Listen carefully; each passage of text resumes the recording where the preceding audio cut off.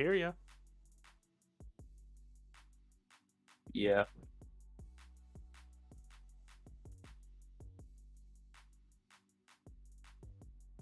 Sure do.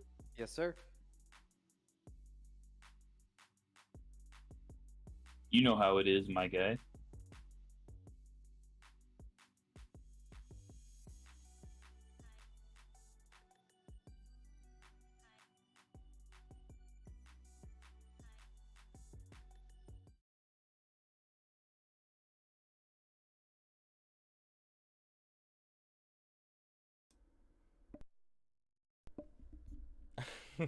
uh, Hi everybody. There's quite a few people here, and I'm really happy about that. Cause today is a special day. Why? Well, I'll tell you why. My name is Streams by Ryuk, and this is season 3 of Yo Invite.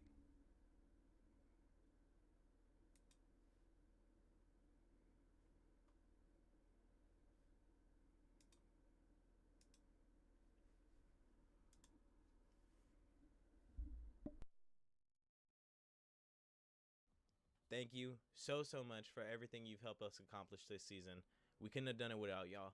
We love you, we appreciate you, and we'll see you very soon for season 3 of Yo Invite. Love y'all. Bye. Ruben, we actually did it. Season 2. I know. It's amazing. So what are you guys gonna do next? Take a well-deserved break. Maybe like a month or two, something light. We'll be back in no time. Sounds lit. Damn, what the hell was that? Whoa. What are you doing?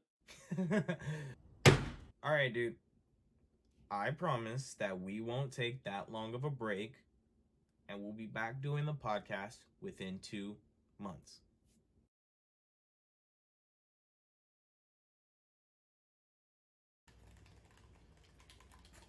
Hey, don't we have something that we should be doing? I don't know, maybe. Yo, invite? Oh! Yeah, huh? Yeah. Hey, we should get on that. So, we're gonna be getting to work soon? I mean, we could. Or we can enjoy the break that we're having right now. I mean, I don't see what's wrong with having one extra day. Don't do this. What did I say? Do what? Why'd you pause? What you always do. Say we're gonna take a short break, and then a short break turned into a long break. I don't do that. I don't do that much. You didn't let me finish. I don't do that much. Yeah, right? yeah, okay. We had this conversation the night of the season finale. Yeah, I know we did, but at the same time... You promised. You're right. You're right. I promised. That I did. Mm-hmm. Which is why I'm going to promise you that we will start next month. One more month. Sir, I'm going to... One more month. I need to do me. Can we play? Yeah, all right. Okay. One more month? Oh. One more month. I'm gonna hurt you. Did you say something? No, what? No, I'm saying you're my best friend. I care man. about you, buddy. Couldn't do it without. Yeah. Some may call it anime, however I call it art. 1 season, 35 episodes. You may ask yourself, why is it that serious? And I'll tell you, because it is. There's reasons, and we're gonna get into that today. But first, I may ask all of you, what is your name? Yo, how you doing? We gonna do some Yo Invite stuff right now? Yeah, cool. Wait, hey, yo, my guy, that's... One more month. Dude, sir, that's my board. You literally have my board. See, if you think about it, potato chips are really just a metaphor for life. If you don't like one chip, you just pick up another one and you eat it. You eat it. One good rule.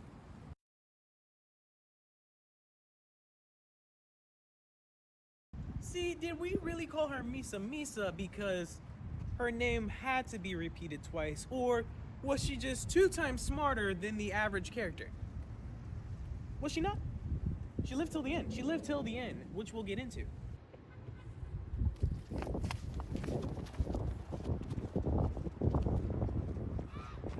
See, some may say Watari was just a butler, but then I ask, who really was Alfred to Batman? I'm just saying.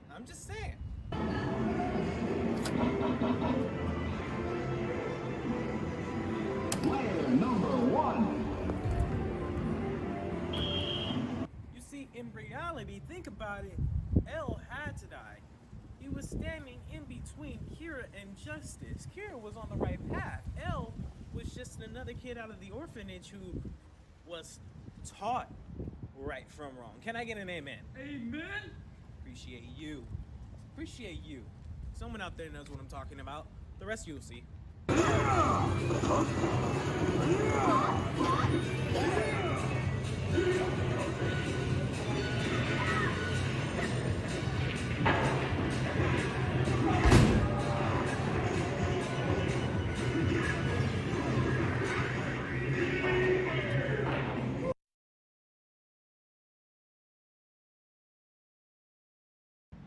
And with all that being said, folks, I know it took a lot of energy out of me, out of you, but thank you for sticking with me. This is why Light Yagami was right in everything he did in Death Note. I appreciate all of you. Thank you for coming. Thank you so much. I appreciate you all. I love you. This is a long fucking 35-minute bit you just did. I'm the only one here. I don't know why we did this whole thing, just like out here. We could have like had a phone call. Like I did that whole fake amen thing and you like praised me for it like a couple minutes back, but like I don't know why we needed this.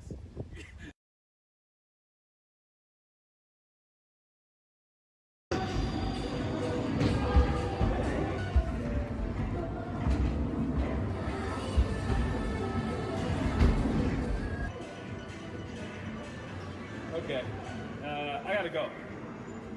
Why you gotta go? We just got here. I got some work to do. Word. Yep. You got a shift tonight. No, dude. Good to see you working again. My God. Look, I got some really important stuff to do. Important. Well, I won't hold you to it. All right. Yeah. I'll see you later. Yeah. Hi, Ruben. That's my boy.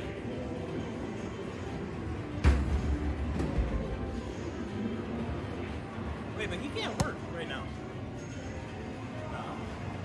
Postmates. Gotta be doing Postmates. Nah, something's not right.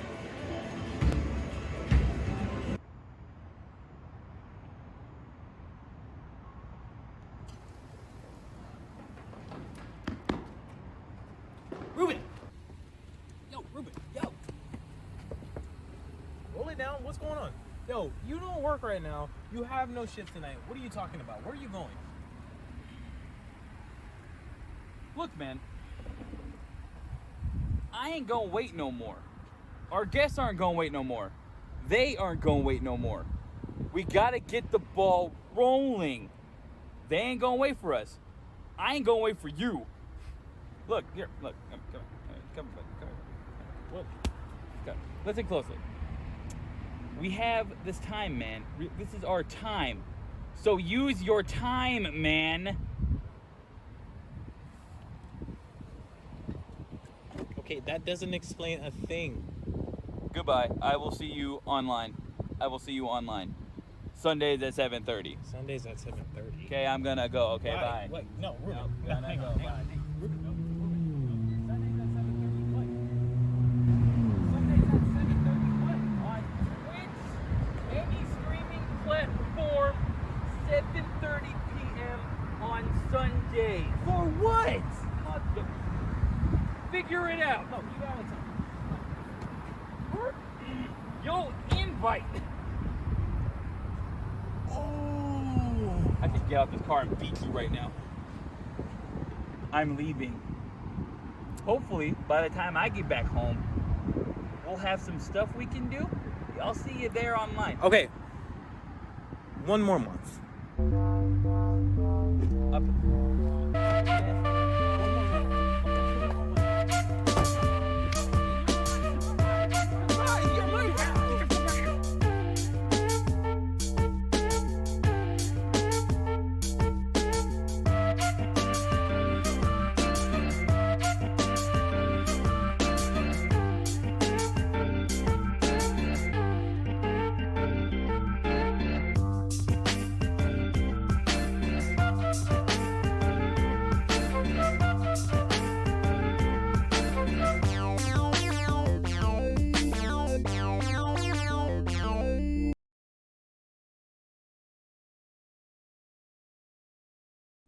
What's going on, everybody? My name is Streams by Ryuk, and this is Yo Invite, the podcast where I bring together your favorite geeks, gamers, and goofballs to talk about all the things that are pushing our culture forward.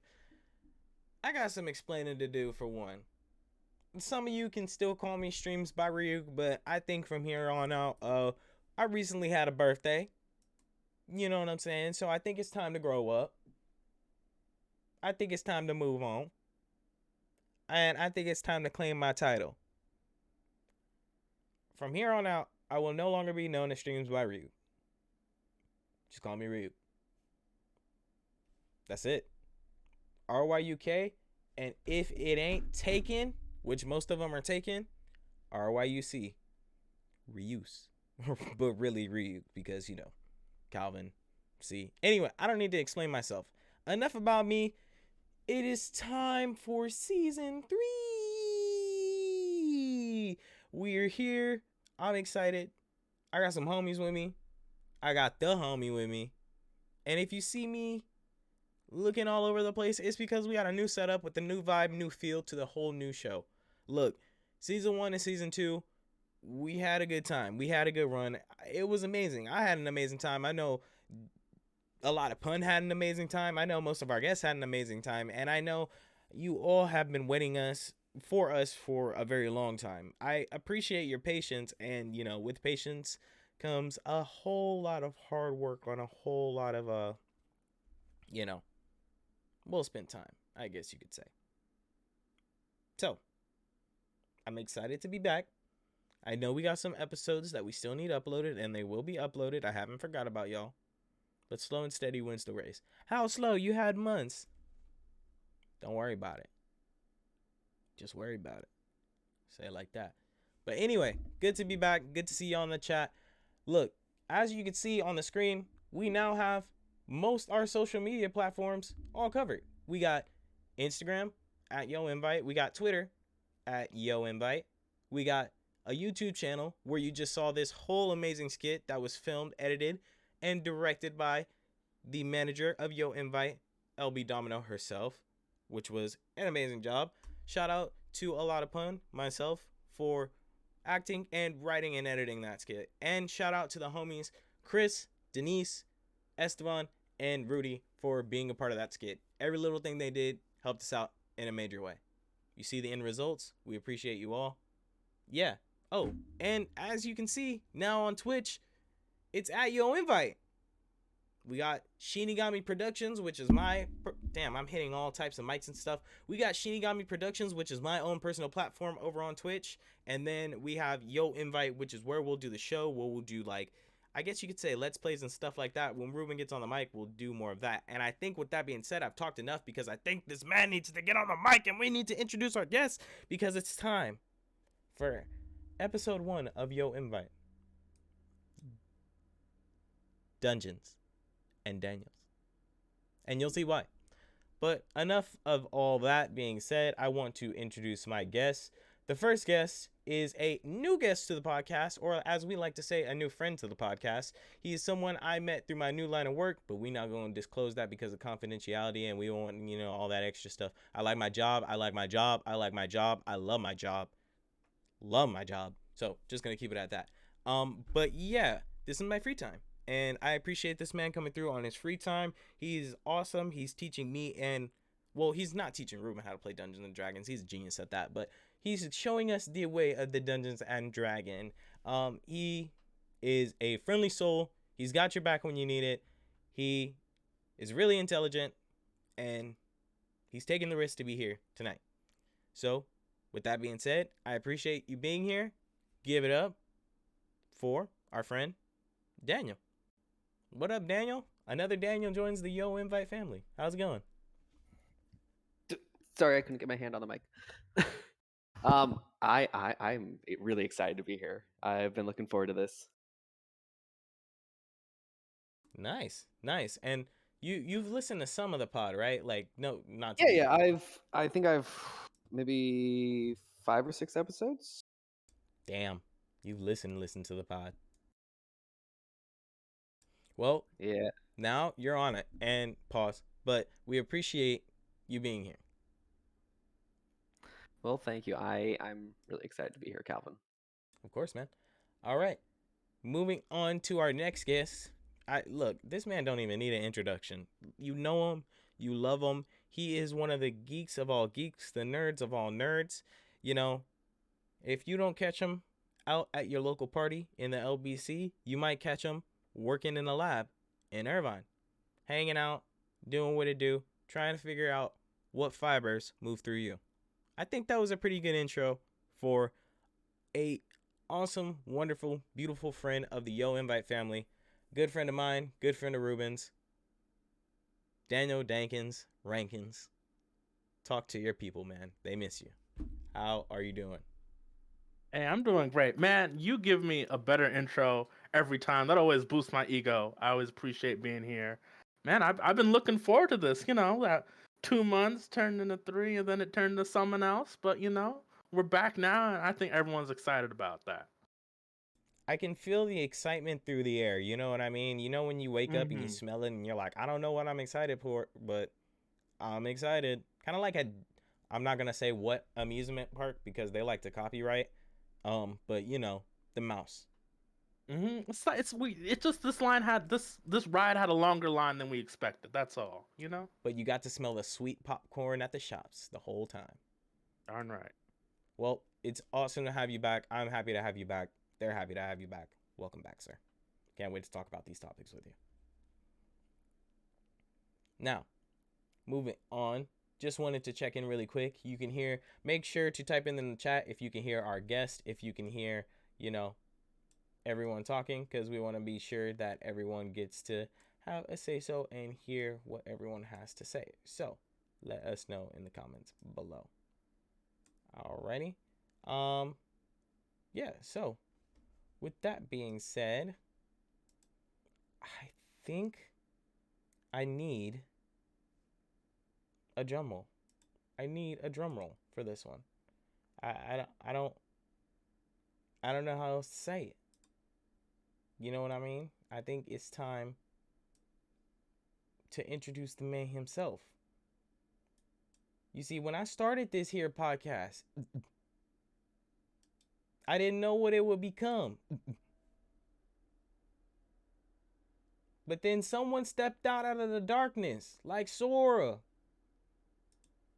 and helped pave the way for what we have today. Listen, man, I'm glad he can always attend. I'm glad when he's always here. And I think you all have been waiting for this man for so long. And it's time that we stop hiding him from the world. Ladies and gentlemen, the 3-time, all-time Rocket League light heavyweight, Mortal Kombat, Street Fighter tournament, hash slinging, slash binging, Nash ringing, Slasher himself, Ruben, a lot of pun, Merciless Merchant, Not gonna disclose his last government name. Oh.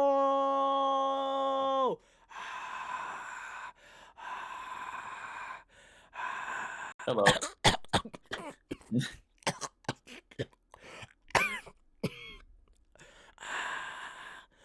Sir. Oh, my bad. What's up, dude? Welcome back. Hello. How's it Is going, man? Long time except no for all talk. that- Well, I talk to you all the time, but they haven't. Yeah. Except for all that fighting game stuff in the middle, which I don't do. A pretty accurate description. I'm immortal. What's going on here? We don't do that out here. Don't be naive. Talk to your people, man. They missed you. We missed Oh. you. Well, hello everyone. Welcome back to season 3, episode 1. Glad to be back on the Twitches and the social medias. Sound like I'm 87 years old. But in all honesty, glad to be back. Glad that we're doing this again. It's been a long time. Trailer kind of proved that. It's been a long time. Glad to be back. It really has been a long time. It's been too damn long. Too damn long. Too damn long. Pause. But yeah. Glad to have you back, sir. And I think we said we weren't going to go crazy on him, Ruben, but I think we went a little crazy on him, Ruben. As y'all could see, we had a new startup screen, new channels, new, social medias. And yes, we're milking the whole time in the intro because we've been gone for so long. Okay? Yeah. Ruben, I think it's time we do it to him. We do it to him. Oh, you want to do it to him? I think we need to do him in. I think we need to give him a show, if you know what I'm saying. Show them what we've been working on, or really what you've been working on and what you had in store. I mean, they seen your first stream, but I think it's time to show them what the dream looks like. You know what I'm saying? You know what I'm saying? You know what I mean? Know what I mean? Know what I mean? All right. Well, Ruben, you ready to do this, man? I am, sir. Well, folks, with that being said, I introduce to you. Go ahead, Ruben. Hello.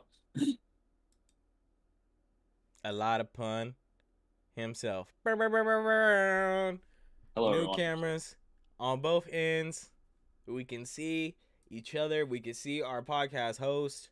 We really tried to step it up for y'all in every sort of way possible. Dude, this looks good. You're looking good. Honestly, I enjoyed it. I enjoy this. This is fun. This is interesting. This is new. Yeah, You know it's what weird I'm to saying? see two people on like opposite corners of a screen as both of us.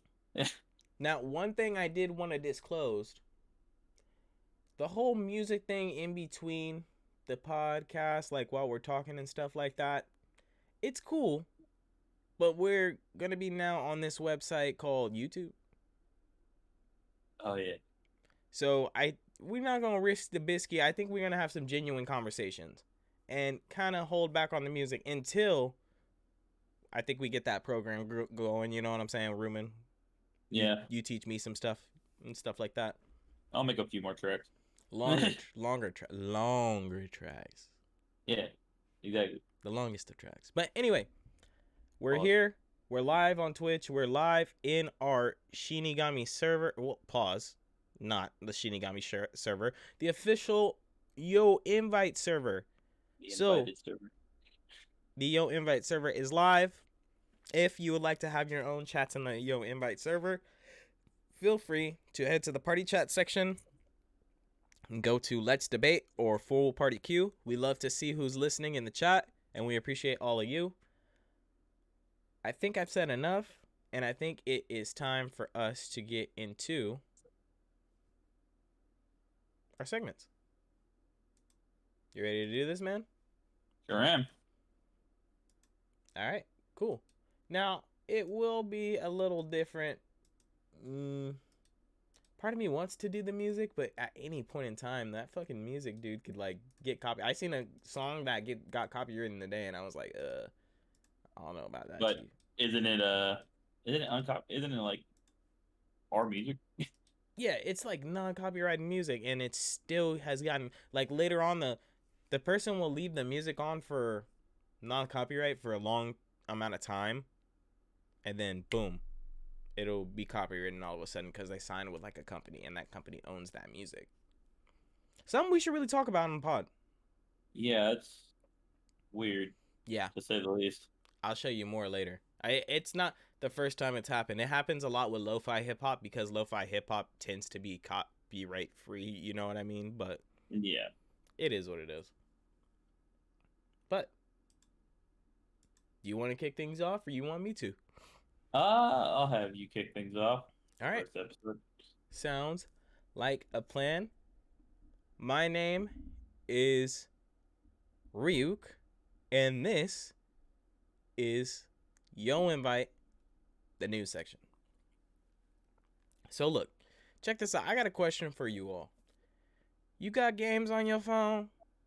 And if not, now might be the perfect time because the long-awaited, heavily anticipated Apex Legends Mobile is finally out in iOS Google Play stores and whatever mobile devices have stores where you can download games, to say the least. Look, I wouldn't call Apex Mobile anything special. However, it doesn't mean it isn't entertaining. You know, not only do you get the classic map of World's Edge in the Battle Royale mode, but you also get variations of maps we have seen in arenas, the console arenas. These variations are available in arenas on mobile, as well as 2 versions of TDM, which I believe is base spawn and random spawn mode. With so many modes to play and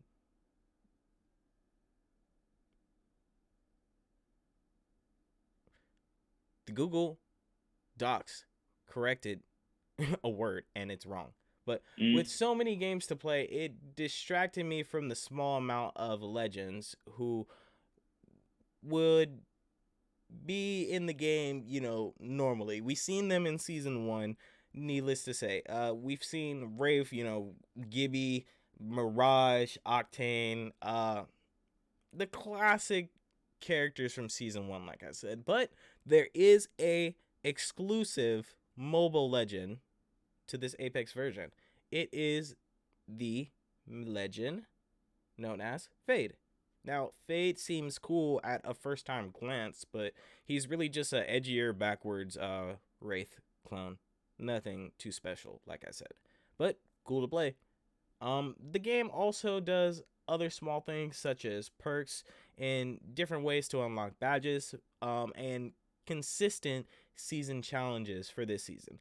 All this, I'll go more into, you know, detail about during the rest of the discussion, but to sum things up, I'm going to go ahead and give this mobile version of Apex Legends a solid 8 out of 10. But I can't give it the Yo Invite stamp of approval just yet, because on the date of this podcast, which is 5/22/22, it's only a couple days old. You know, maybe in the future, after seeing what the game changes and what it introduces more, who knows? But it's finally good to say that Apex feels fun again. It just sucks that it had to switch to the phone to be able to do that. 3 seasons and now this. Good to see, but sad to see at the same time. Now, passing it over to Ruben so we can hear about his awesome news article that he has today. I'm pretty excited. You want to share it for him? Oh boy, am I ready. Okay, so for those of you that follow through Netflix, probably not a lot of you. Netflix is in an awful place right now. But you probably already know that they're cutting their animation department. All things are kind of going whack in there. But at least before it goes, it disappears, and we get not so good animation from Netflix ever again, at least they put out Love, Death, and Robots Season 3, which is on Netflix right now. So if you guys haven't seen it, I honestly suggest watching it. I'm gonna try and give as least of a spoiler review as I can of the season itself, so you guys can watch it kind of unabated by, and not too many spoilers. You can get the full experience like I did. So season 3, Love, Death, and Robots, like I said, it just came out. I think it was this past week. I think it was like Thursday or Wednesday or something like that. But the season consists of, I believe, 8 episodes. Again, by a variety of creators. Some creators that have come back from previous seasons, like the first 3 robots segment from season 1, and then we have some new creators like what was the director? The director from Kung Fu Panda 2 actually directed an episode, so that's actually entertaining, and stuff like that. What I can say about the season so far, in comparison to the other ones, just there's a lot less. It's a lot sharper. It's kind of like season 2 in terms of the tone that it takes, as opposed to season 1. Season 1 being a little bit more comical, and then in season 2 it kind of gets a little bit more in your face, like punchy. Season 3 kind of also follows that kind of dynamic in general of the season. But I'll talk a little bit more about those details and things that I feel kind of make it unique to the other seasons a little bit later. But yeah, again, season 3 out right now on Netflix. Totally watch it, and the rest of Love, Death, and Robots if you haven't seen it. All wonderful, basically one-off episodes. Really scratch some type of an itch, and now we have it going back to my boy Ryu for the last article. Love, Death, and Robots, definitely a Young and Vi favorite, to say the least. Always makes a return in every season, some way, shape, or form. Every season. And I am not mad whatsoever. But you know what else I'm not mad at, Ruben? This next article. Because I cannot get enough Avatar. Look. Okay. Ever since Legend of Korra, I've been craving more and more Avatar content. No, not the blue aliens that we wait 10 years for every time. We save that for the next episode. But the element benders themselves. See, spoiler alert, but the ending of Korra showed her being disconnected from her past Avatar lives. This also severed the chance of there ever being another Avatar. So, really, Nickelodeon has nowhere to go with the story at this time. But a group of Avatar fans have come together for the love of the series to create an independent comic book based off the same universe as the show. This story follows our character, Genji. Now, this comic book is still really fresh and a banger in my opinion, so I ain't spoiling a thing. But what I will say about Genji is he is a mechanic with a strong sense of BS, and we don't like fake avatars. Alright?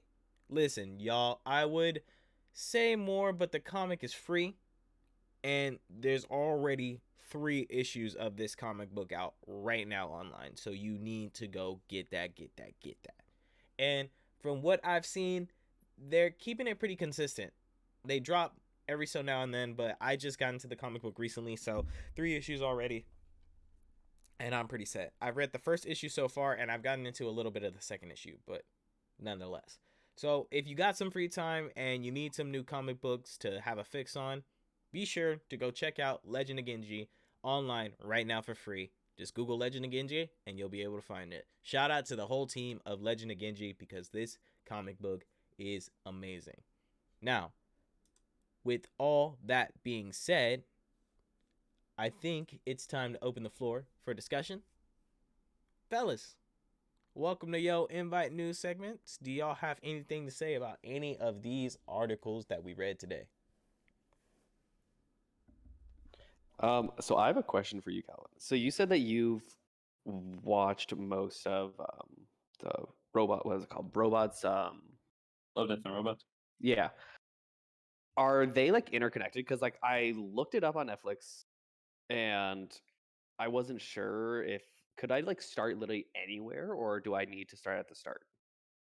So I would personally say you could start. I haven't seen one that's connected yet, Ruben, and you can correct me if I'm wrong. I With will. one exception. I There's one haven't. exception. That's what I mean. I haven't seen any yet because I've gotten into a little bit of season 2, but I stopped. Yeah. So Mhm.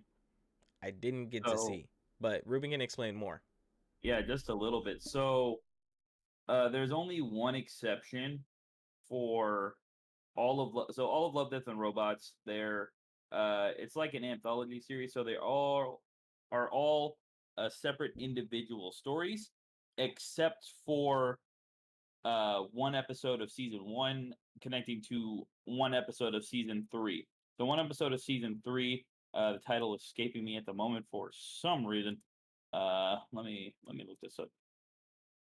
I would say even though with those episodes that have the same characters, it's still an anthology. You could have seen the season Yeah. 3 episode without having seen the season 1 episode, and it really wouldn't change your enjoyment of it. Yeah, no, you really doesn't. But technically, according to producers, those episodes are supposed to be like connected to each other in some way. Mhm. One coming after the season 1 episode of that coming after, coming before the season 3 episode, and that's the one. It's called Three Robots, I believe. Okay. Yeah, the very first That's the episode. familiar looking first one. season. Yeah, that's the only one that's the same as the one in season 1. And so, if you wanted to watch those, like the season 1 and the season 3, you can. But again, like Dankit was saying, you can watch any episode in any order in there. Since they're all anthology, you won't miss anything, or like it won't trouble you, and you aren't going to miss any certain details by not doing it in a certain order. Mhm. And No, it's all done by different artists, right? Like different animation studios, each one, right? Yeah, different animation studios, different producers.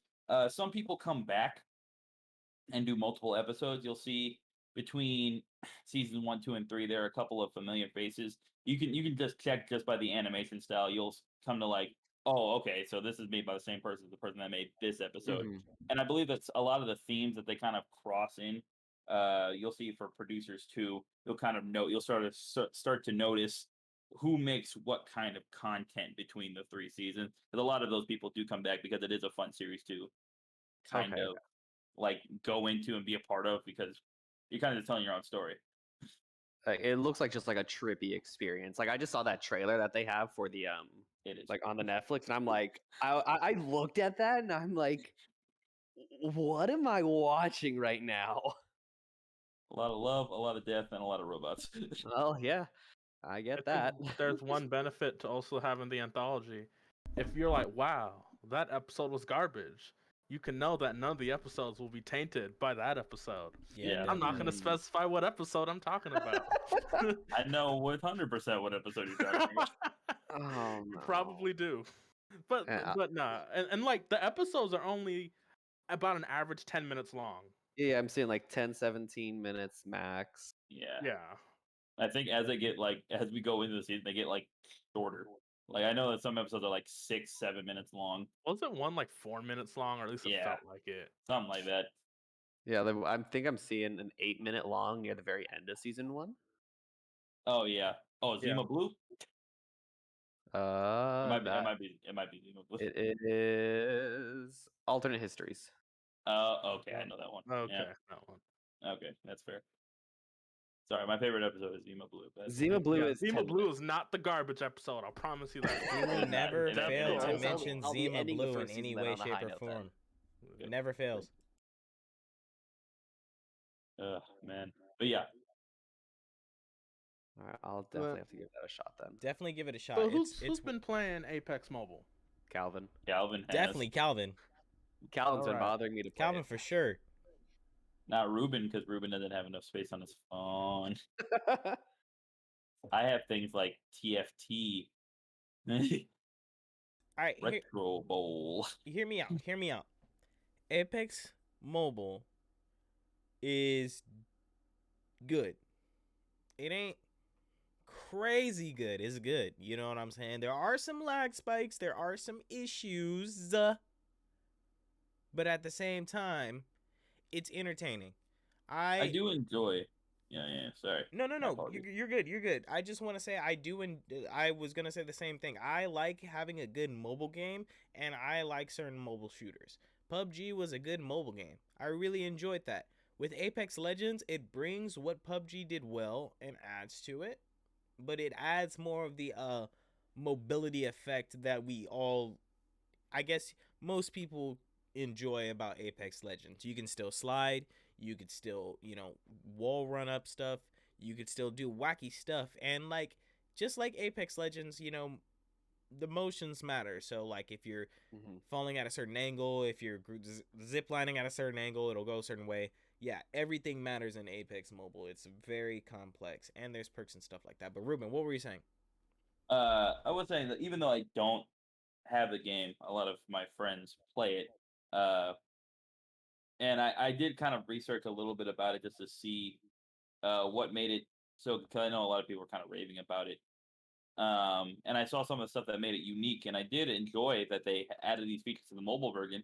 Kind of a shame they aren't adding it to the main versions that they have. But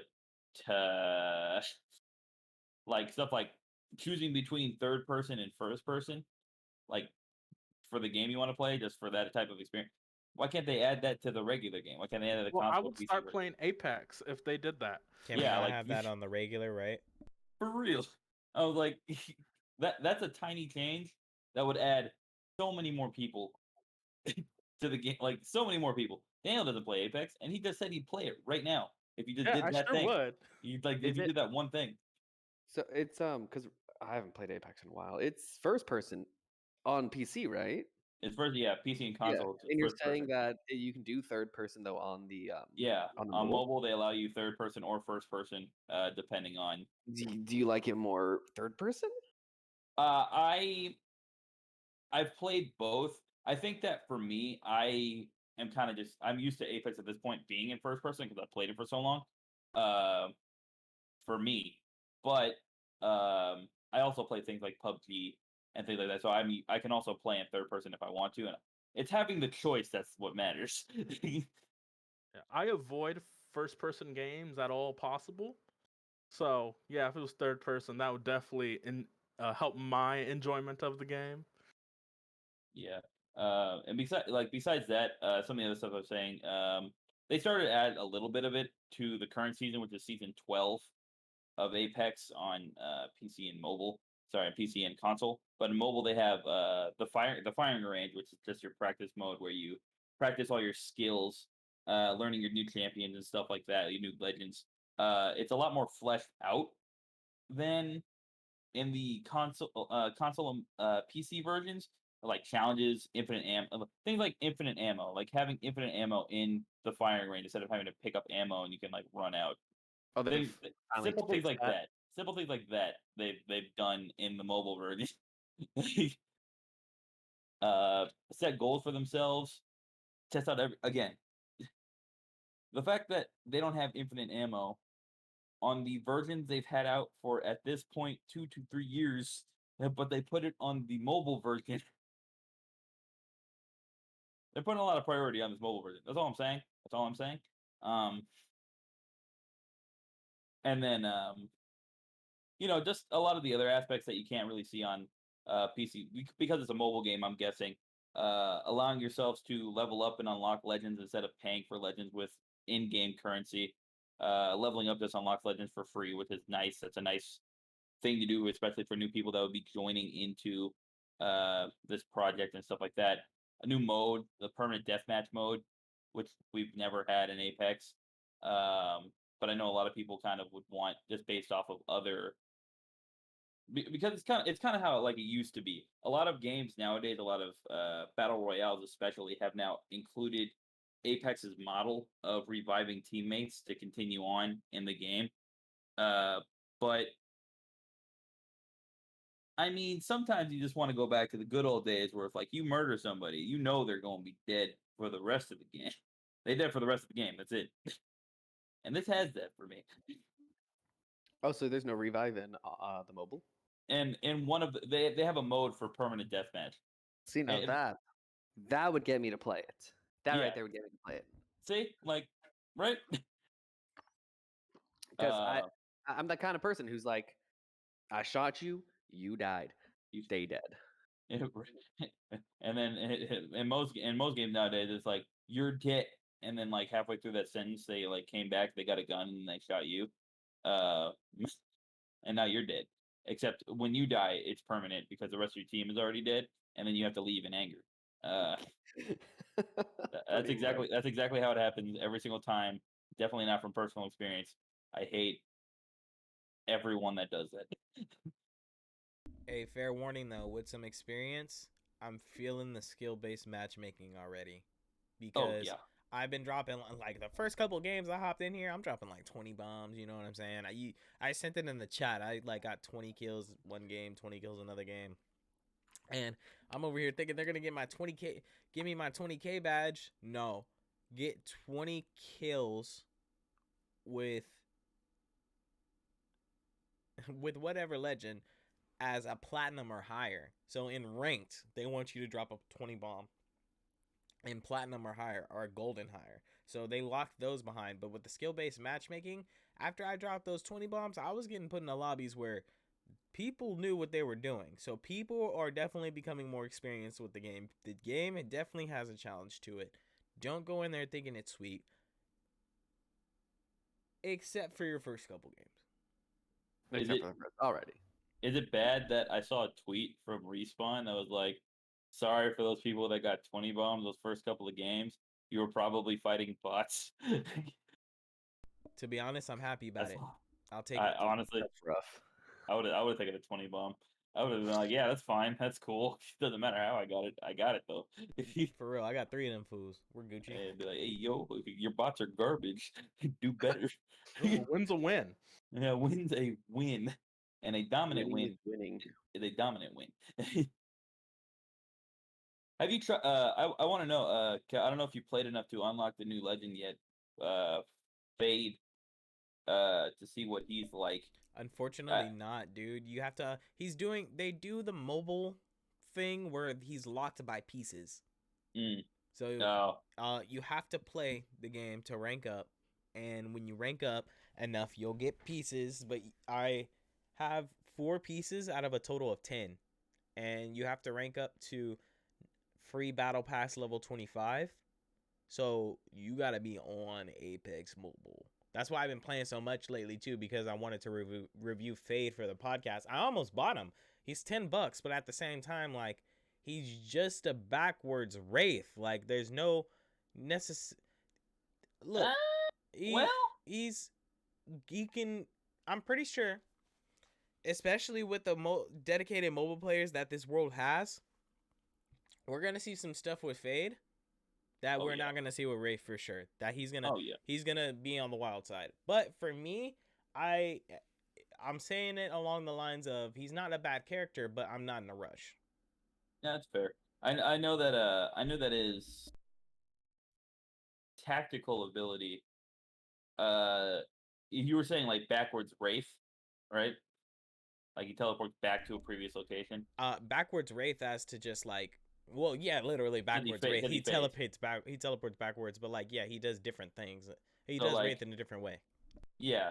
So like when I saw, because I've seen some of of like his tactical and his ultimate. When I saw his tactical, I thought of two specific characters, from 2 completely separate games that kind of do the same thing. One, Tracer, from Overwatch. Oh yeah. And 2, Echo, from League of Legends. 2 characters. The supreme time jump. That is very, very similar to what this man does. And then I saw some stuff for his ultimate, his Phase Chamber, and I think that honestly, I'm not gonna lie, in terms of like synergy for teams,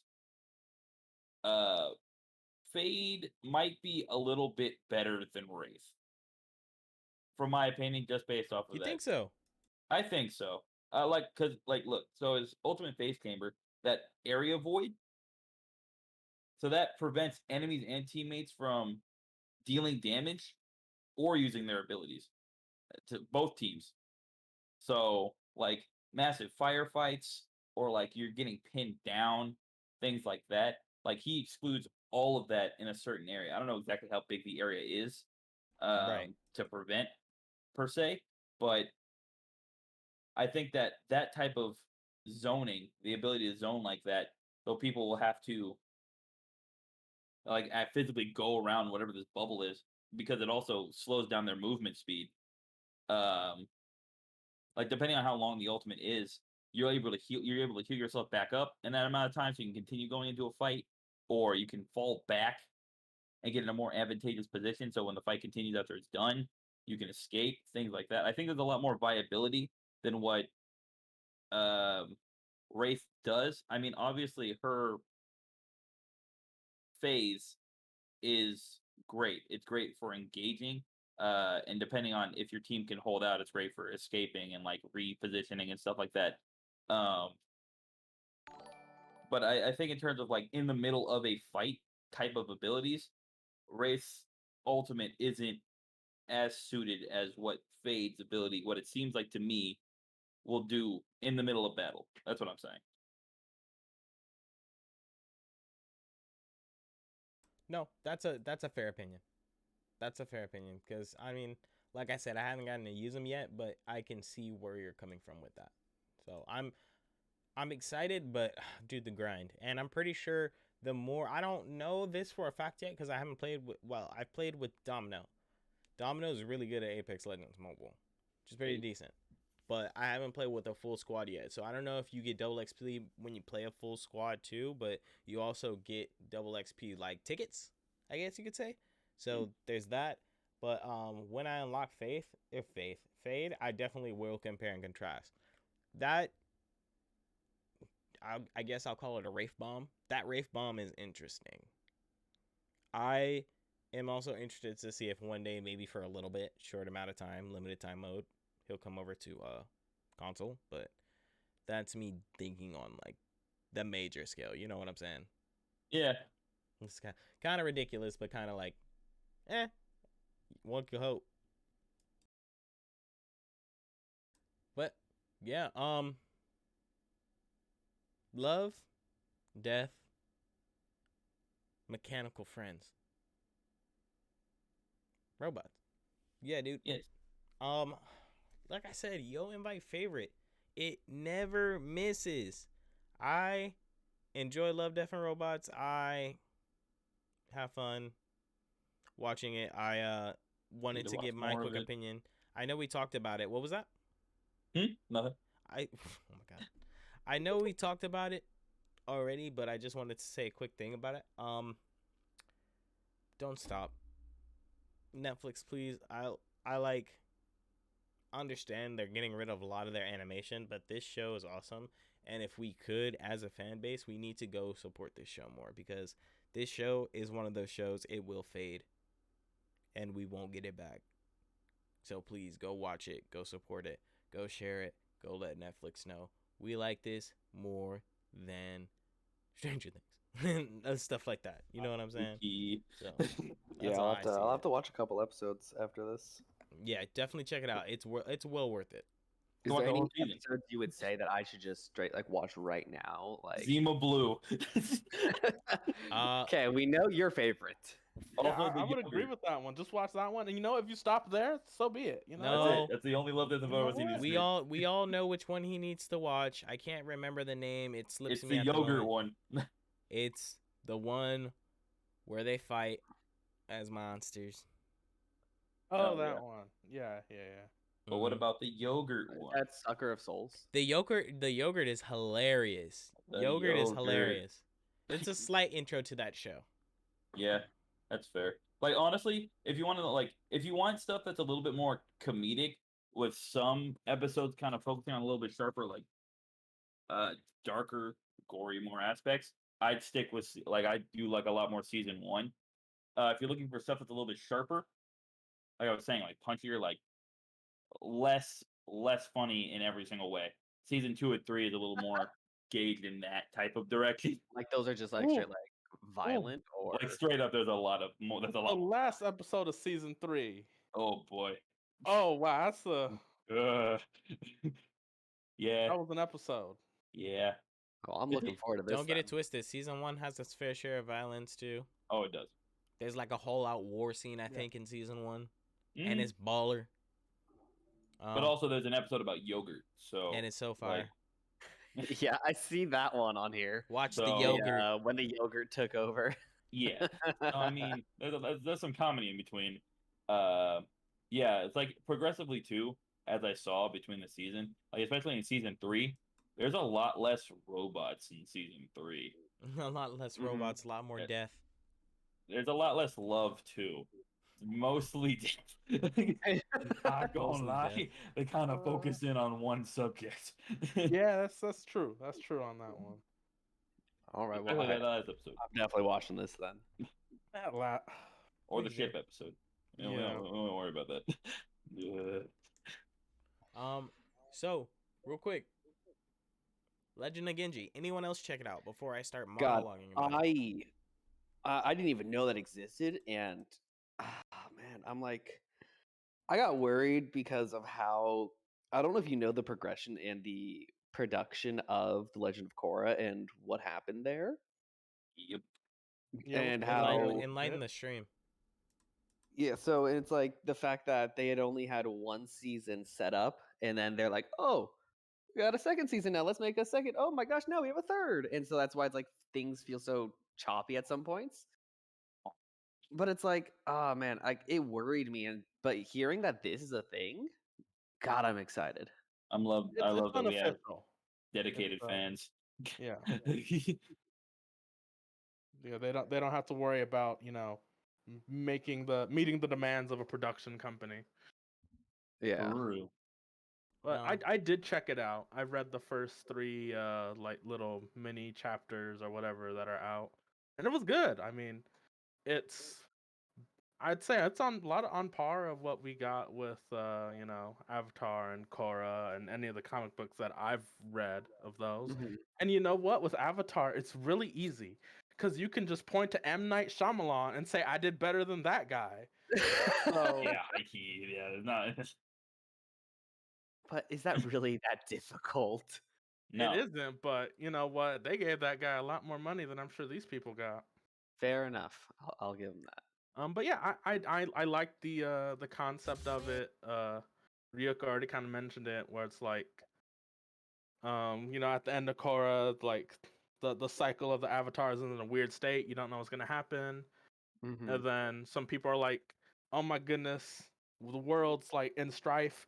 We're gonna say this kid's the avatar for political reasons, and then the actual avatar doesn't even know they're an avatar yet. It's really cool.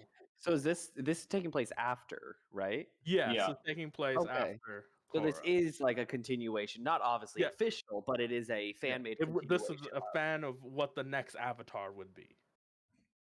God dang, dude. Also, Interesting concept. this next avatar is a lot angrier. Hey, I'm down for that. I thought Korra had it. I thought we've Korra had had too issues. many. We've had too many of like the too nice. Yeah, I thought Korra had some issues. Nah, this guy, nah, he ain't about it. He ain't about it for real. The other avatars didn't have to work. Yeah, for real. Straight up. They didn't have jobs. Definitely. This man is like the equivalent of like a community college like dropout, or like they got an AA in engineering, like straight up, like Working his comparatively. Yeah, I minimum feel like I've job. met Genji. I honestly have. Nice. Ugh. I'm glad everyone enjoys. I'm really glad everyone enjoys Legend of Genji. It looks really dope. It seems really fun. It follows the same comedy style. It follows a lot of the similar art styles. It's always fun to see new characters, new animals, or similar animals that we've seen before. So I'm just excited to see where it goes. Go support the free things that people work hard on. Go support the content creators. They would appreciate it. Shout out to the Legend of Genji team. If you would like to be on this podcast to talk about more of what y'all do, please feel free to do so. Yeah, anyway. So, yeah. I think they posted like their chapters on YouTube. It has like 5 million views. I think they're chilling. I want to try to But reach out to definitely them. go check it out. But yeah, check it out anyways. Definitely check it Yeah. out. It's a fun read. Does anyone have anything else to say about any of these stories before we get into our segment for the day? No. I'm good. No, I'm all good, man. No. Well, I think with that being said, we'll start with music. Yes, music. Music. There are many things that we can say about music. It can cause one's mood to change, and for those who are lucky enough, it can become a career. But for us nerds, it's a way of life. The songs that play during a boss battle, the melodies that move us during scenes of emotion, it look, just think about it. Think about a soundtrack or a body of music that has stood out to you in nerd culture, or even some artists who have shaped music of your childhood. Whatever it may be, we're looking forward to hearing what your personal favorite is right here on Yo Invite. So, with this music melody, or medley, excuse me, you're going to see a lot of switches from our segments from previous seasons. We're switching things up, and for this section of music medley, we're talking about and going into depth with 3 different albums from 3 different artists. So, Ruben, do you want to list off the artists and the albums that we're going to be talking about? Yeah, sure, I can do that, no problem. For sure. So what we're gonna be going over today, specifically, is gonna be Kendrick Lamar's new LP, which is Mr. Morale and the Big Steppers, Vince Staples with Ramona Park, Broke My Heart, and then Kehlani's album, which is oh god, why did I forget the name? Give me 1 second. It's like Blue Water Road. It is Blue Water Road. Blue Water Road. There you go for Kehlani. LB Domino is gonna be screaming in the chat right now. Oh yeah, 100%. Yeah, my bad. I forgot for a second. It was a lapse in judgment. Don't hurt me. I was waiting for it.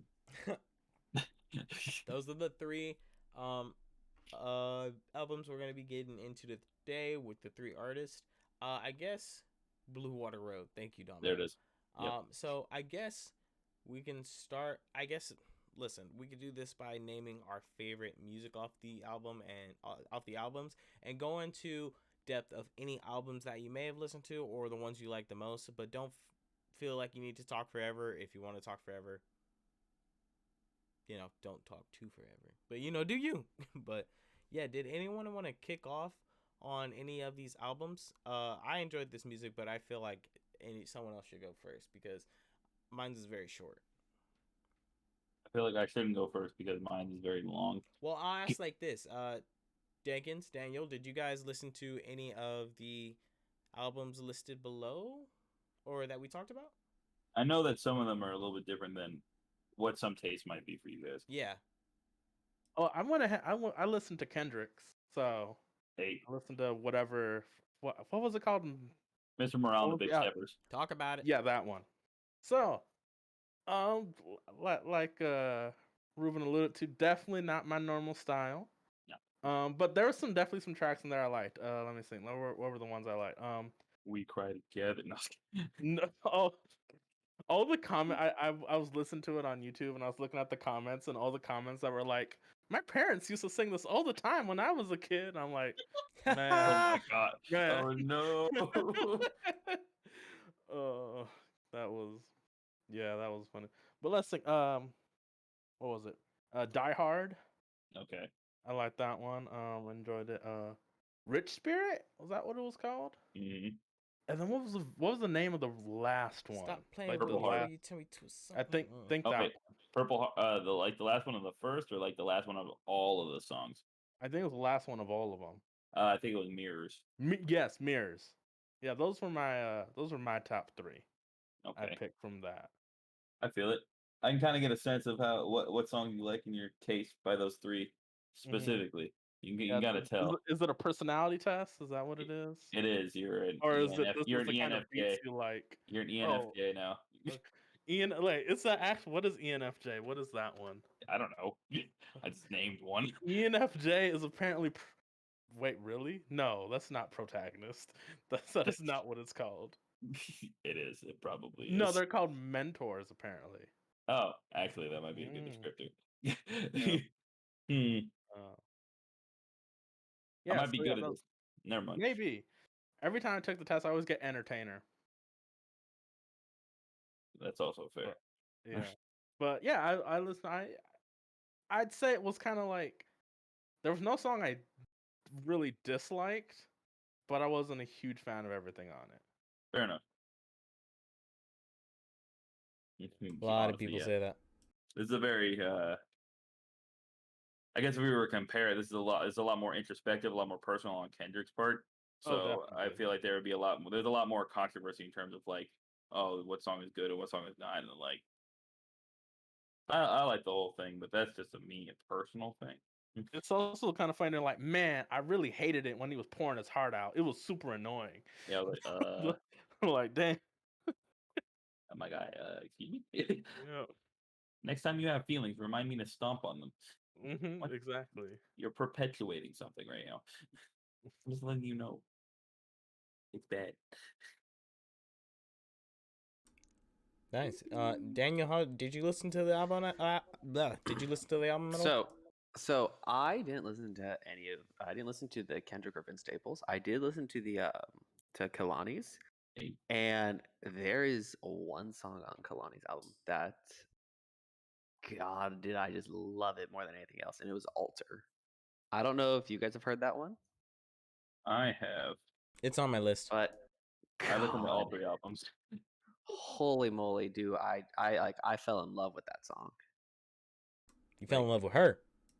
Dude, honestly, That was before the pretty album. much is what's happening right now. I'm like, I just fell. That was before the album came out. What do you mean? What are you talking about? But yeah, man, cause like the artists are something like I'm totally not like familiar with. I'm gonna be real. I've never listened to any of these artists before. This was my first time jumping into this, and so it was a completely different genre for me. I'm usually more of a heavy rock metal kind of guy, so it's like it was totally different, but I absolutely loved it. Yes.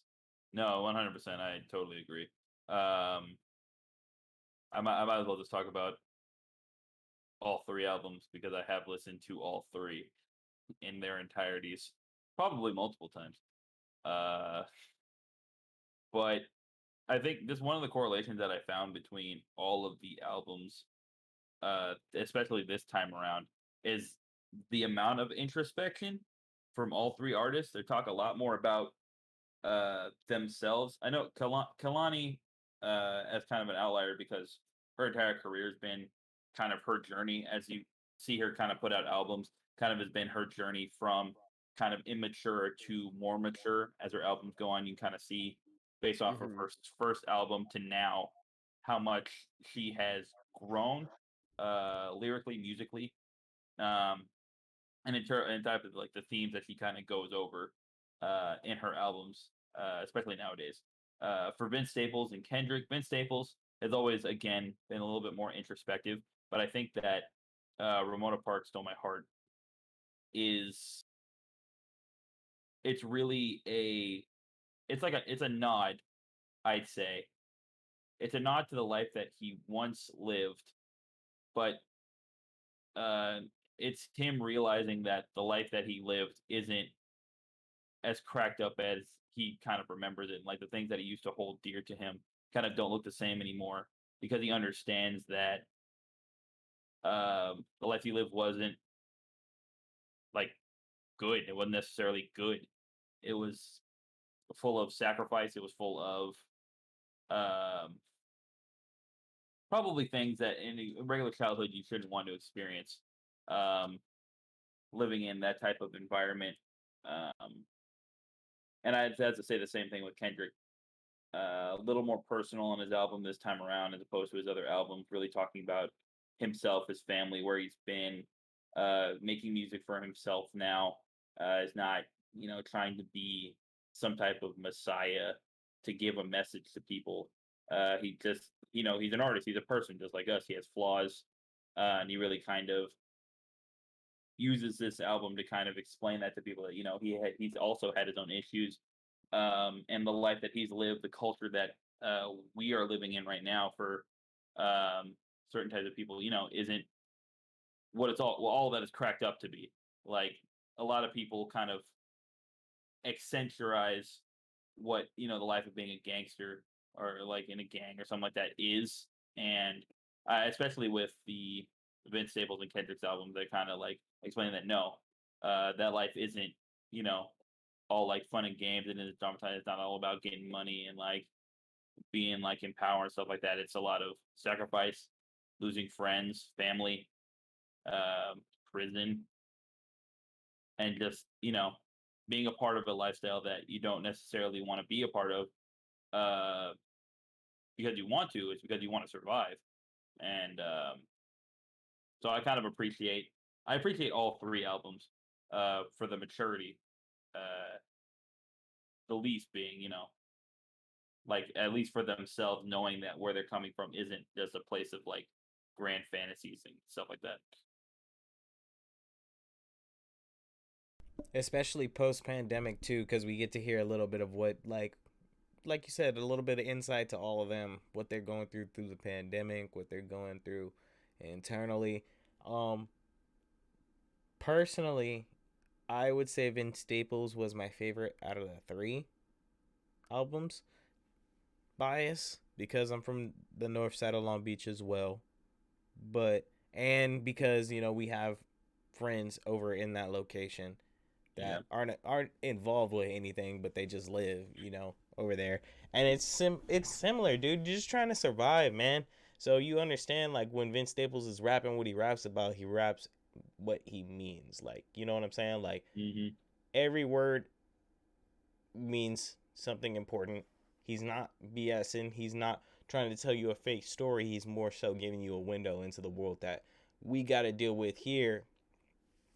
Being from Southern California, Long Beach, California. But just like the average day of like, I wouldn't say the average, the challenging, the average for that area. Average for that area, but the challenging life of a young person of color. Just trying to make the daily, you know what I'm saying? My favorite picks from said album would be, I'm going to go with, for Vince Staples, I have a lot. Bang That is a really good song. I listen to that song all the time. I bang that. It is catchy, but he's pretty much saying, like, everything I'm saying, I mean. Don't play with me. Everything is important. Rose Street, it just has that good feel to it.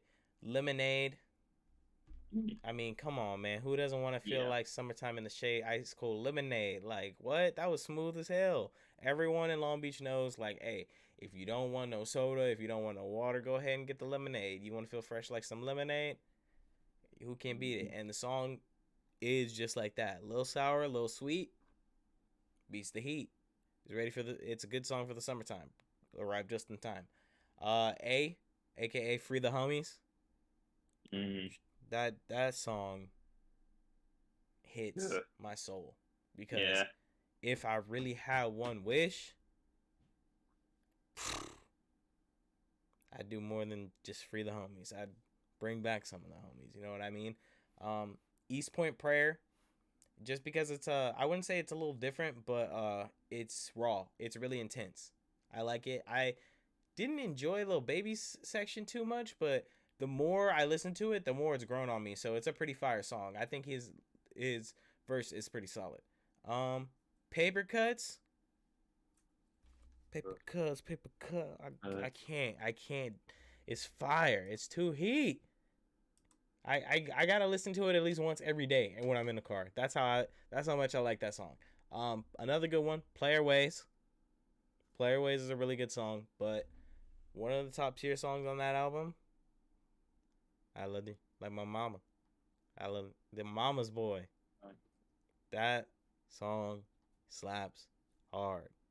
I really enjoyed this album. Also, just to give you a little bit of insight on this album, Domino was able to purchase a ticket to the Ramona Park Broke My Heart online musical. Me and her were watching, and we also got to do participate in a Q&A with Vince Staples just to answer some questions that he had, like what is your favorite gas station essential? Water bottle. Something light like that. What are some other things? I feel like I wrote them down, and I think they were also posted in the Discord. But one that I really want to highlight is when he said, we asked him what is his creative process like, and unfiltered, I quote, throw shit at the wall and hope that it sticks. And to follow up with that, end quote, he was pretty much summarizing that you just got to go for it. You can't be scared. You got to try it. And if it doesn't work, oh well, it's going to slide right off. Don't worry about it. Try the next thing. And I took that, I don't want to say I took that personal, but it resonated with me and it stuck with me. His creative process, that's what it was called. But yeah, shout out Vince Staples. Kendrick album fire. Favorite Kendrick songs, I almost said KN95 because I've been in this fucking pandemic for so long, dude. Oh my gosh. I mean, Jesus, man. Same thing. Yeah, pretty much. So yeah, N95, Rich Spirit, because you mess around with me, I'll turn you to a Yo Invite segment. I ain't playing. And then you got Kehlani. Kehlani songs that I enjoyed was Any Given Sunday with Blast. Yo, any song will Blast, man. I mean, come on, bro. Who doesn't love Blast? If you're from the West Coast, Blast is Blast, bro. Blast is the 1, the 2, and the 3 next up, man. Blast is the one. Wish I Never, and I Wish I Never. That song is fire. Alter, of course, has to be on there. But yeah, some heat music from some mature artists now.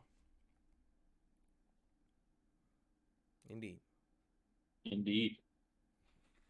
I forgot to mention which ones were my favorites. It's too busy explaining them. But you want to go for it?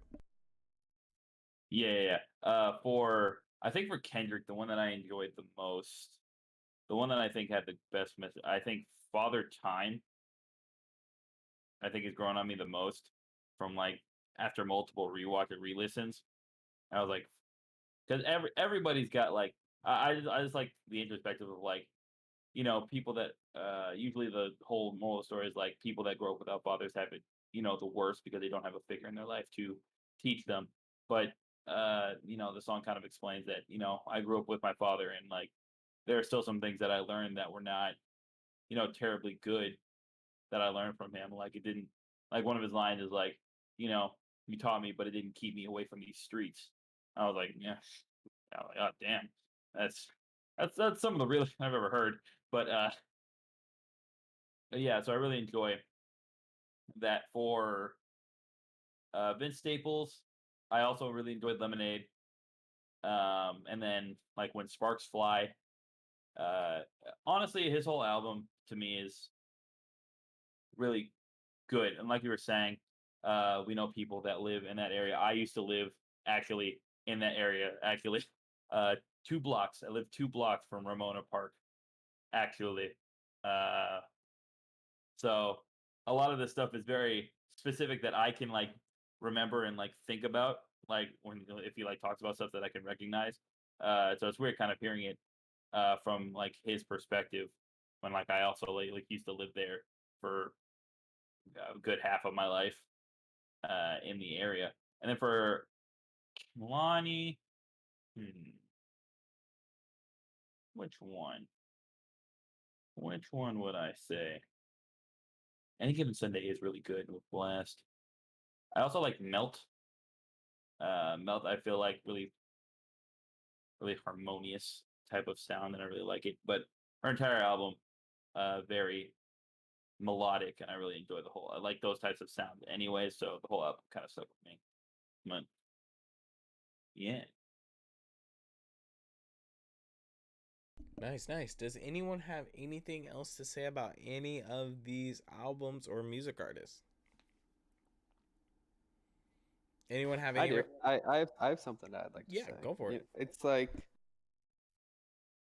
Hearing everything that you guys have said and hearing everything that I've like listened to, I've always had these preconceived notions about different artists, and hearing the way you guys have described and hearing their music has really changed that for me, and I think has really gotten rid of a lot of the biases that I have about certain types of music. And I want to say thank you for having this segment even on this, because I don't think I would have experienced that without this.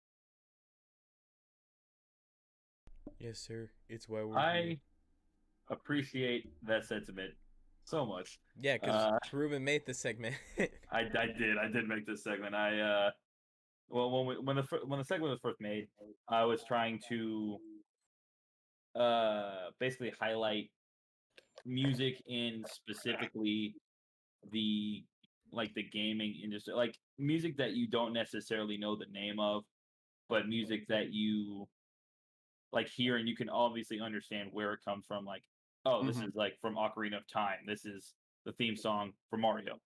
Like, you obviously know where the songs are from, but like you don't necessarily know who made the song and stuff like that. Like who made the music itself. So I kind of wanted to make a segment that kind of highlighted those types of creators and try and research and see if there was any other things or projects that they were part of.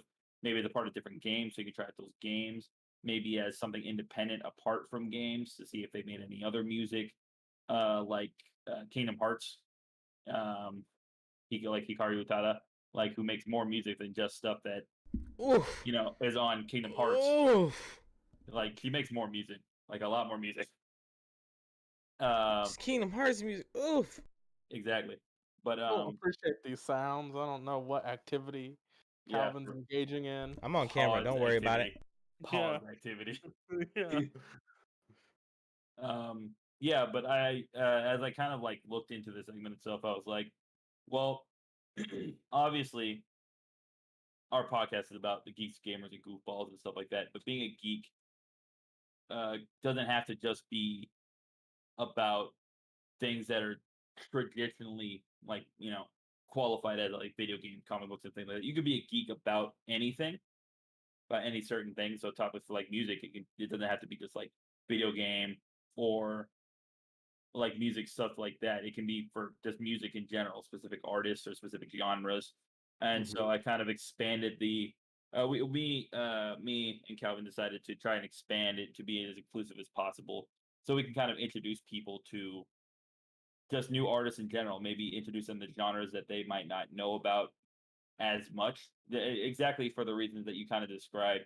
So we can kind of teach people a little bit more about stuff that they might not have heard before. Maybe see if there was any way to, expand, musical taste and stuff like that. Because music is music, and I really enjoy music as a personal, all types of music, and I kind of want people to enjoy music like I enjoy music, but in their own way. I think that's great. They have the segment. I think a lot of people probably like me who are gamers who don't know as much about music, they're like, "Oh, I really like the music in the games. There's one bunch of wonderful music in video games." But then they don't know what to look for outside of that. They're like, they have zero idea what the genres they're listening to in these games are. Yeah. It's just like, "Oh, I remember I like that song." And they have zero idea about, the whole realm of music that is out there. Not everything's going to be to everyone's taste, but, you actually have to listen to that music to know that. Sorry.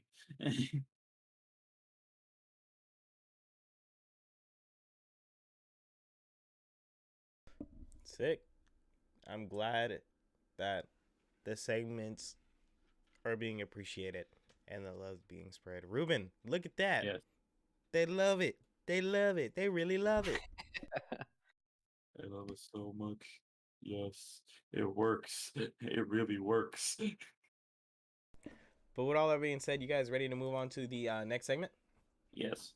Yep. All right, sweet. I guess we can get it started. Sir, where did your beautiful face go? I had to turn my camera off for a second because K-Dot came in and he's moving around now. He's getting settled. I didn't even don't want to see that. I know. That's why I turned it right. All right. So, listen. Check this out. This is another one of Ruben's segments that he came up with, and I really enjoy this row. This one, not this row, but this one. Yeah, this row.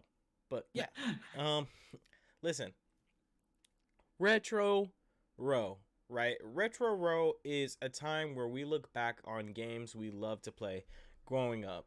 Look, I want you to think about it. Take a moment. Really think about what made these games so great. Sad to say, some of the new generation of gamers won't get a chance to experience these games. That is why it is up to us to make sure that these classics are remembered, shared, and live on forever. So, think about a game that never let you down.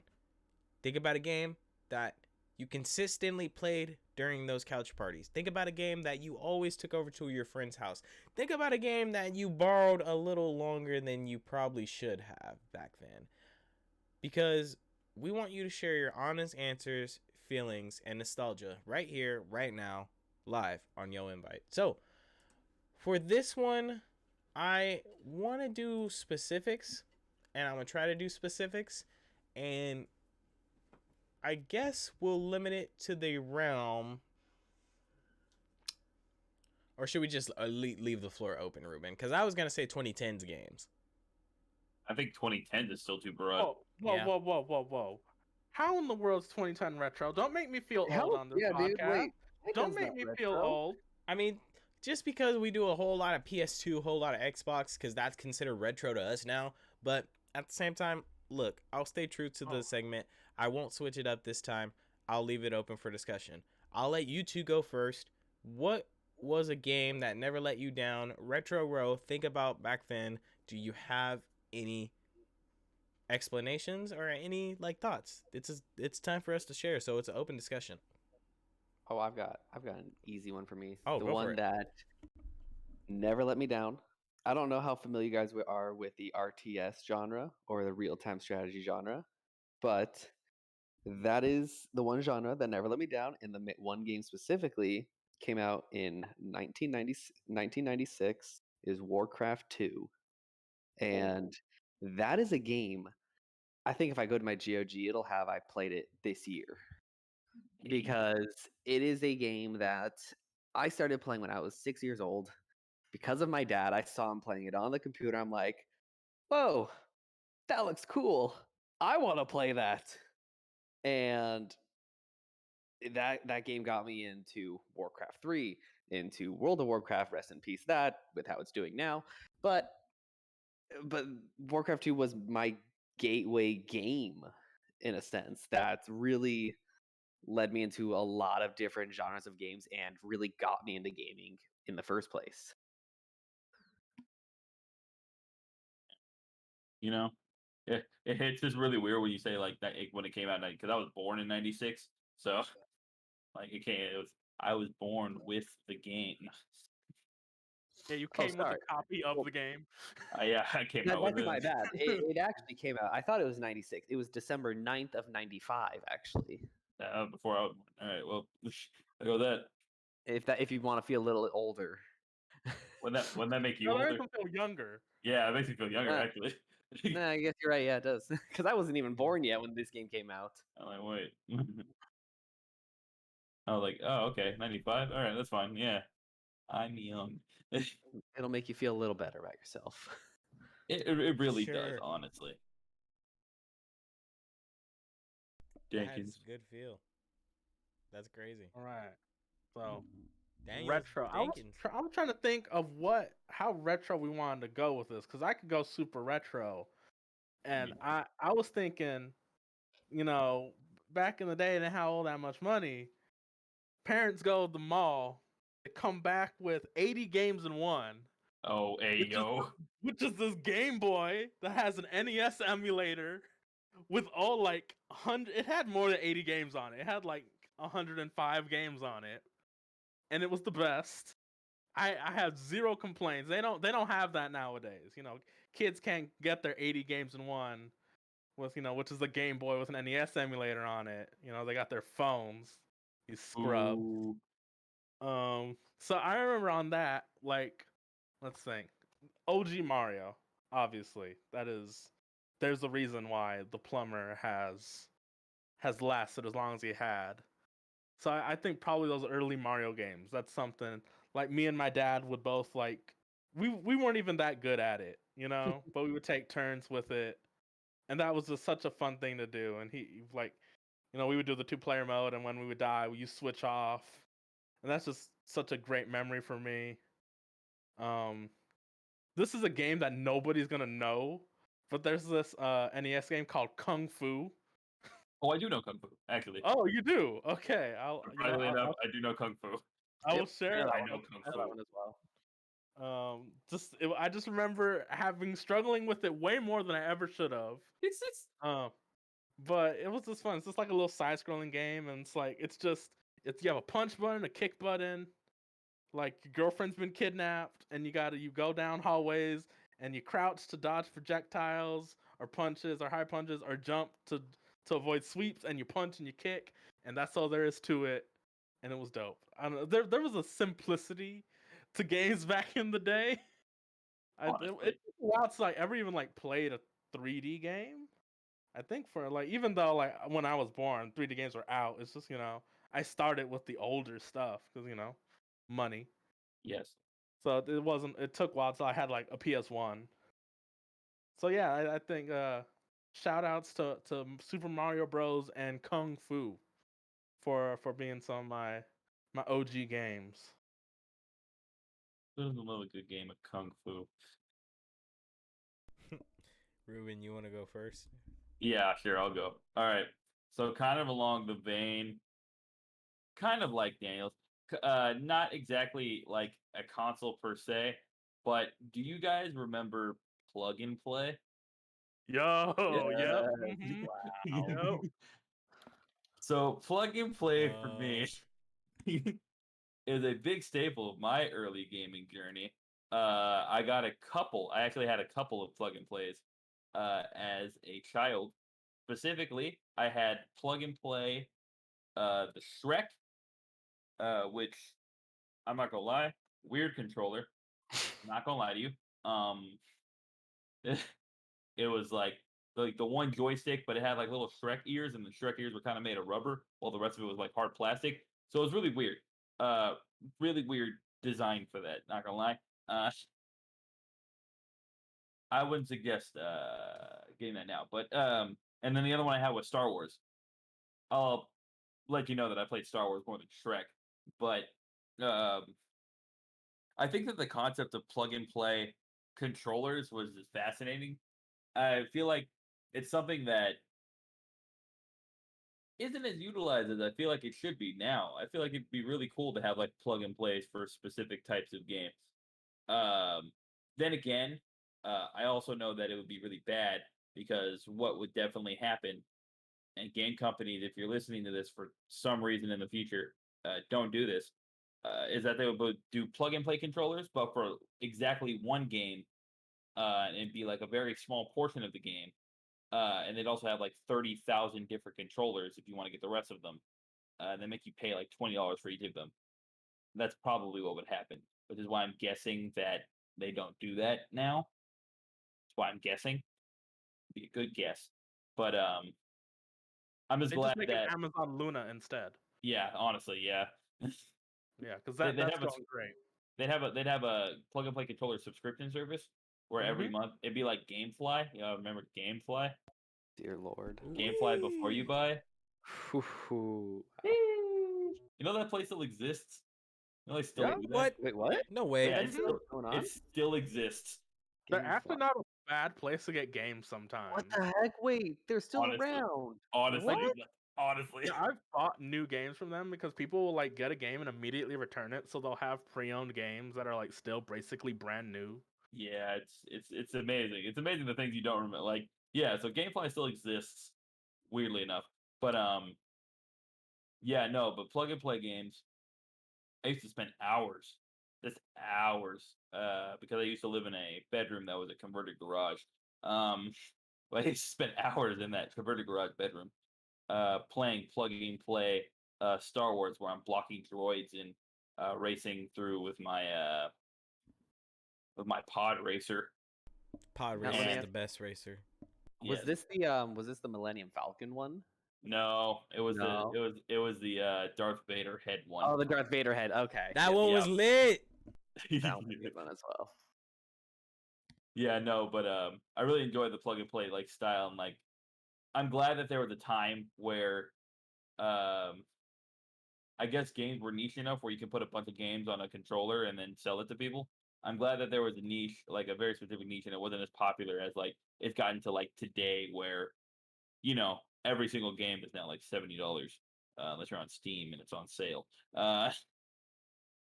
So that they can like allow people that might not have as much means to still play games in a confined space without owning like a console or owning a whole computer or things like that. I'm just glad that there was a time for that in history. Did you ever have a Game and Watch? Honestly, I never did until like later in life. Like Mhm. in like my late teens, I got a Game and Watch, and I was like, "This is tight." No, it's And I was not. Don't lie. okay, Don't lie. maybe because I play Game and Watch and Smash, that I think it's tight. Okay, I believe that. I do that I think it's tight for history reasons because I know where all the moves come from now. Mhm. So when I scorch you, I know that it's from this game. I know it's from Mhm. Chef. Yeah. You unlocked the memory, Ruben, because I had the Disney plug and play. It had the Lilo and Stitch game, Aladdin Hey. game, Lion King game, and let me check. There was one more. 2 Lion King games actually. Yeah, and a Donald Duck one. I think I played the Donald Duck one the most because I think the Donald Duck one was it was golf. Oh yeah, I think the Shrek one I played the most was also golf. Plug and play golf I don't was know. undefeated. I don't know what it is in like kids playing mini golf, and it's like the best thing in the world to them, but So addicting. it's so addicting. Man, that's a good pick, Ruben. Oh. So Ruben, let me ask you this: did you ever play any of the other Star Wars ones, or was it only that one? For the plug and plays, Yeah. I only had the Darth Vader. I was never able to get any of the other ones because my parents never bought them for me. Do you know about the lightsaber one? Excuse me. So there is one this is one that I had, and I don't know if you remember. I can't remember the name of it, but where in the very first Star Wars, where they're training Luke, and it has the little droid that kind of shoots at him. So it's Yeah. that thing, and they plug that in. You plug that into your TV, and it has a camera on it, so it's motion detected. This is early motion detection, and it's that Oh, tiny little plastic blue lightsaber. I see. I know. And I Yep. remember how janky that felt because I swear I was god tier at that game. But at the same time, I'm like, this is not recognizing my moves. It doesn't understand how good I am at this. It doesn't understand that I'm a Jedi Master right now. What's going on? Exactly. I can fight Darth Vader right now. Darth Maul, come on, I got you right now. I do. I see it, and yes, 100%. No, I never had that one. I wish I did. I didn't. My neighbor had it. Only way I could try it. It was decent. They sell for like 50. Decent. Don't say They decent. sell for 50 bucks. They sell for $50 now. Jesus. Oh, I'm looking at the plug and play Spider-Man one.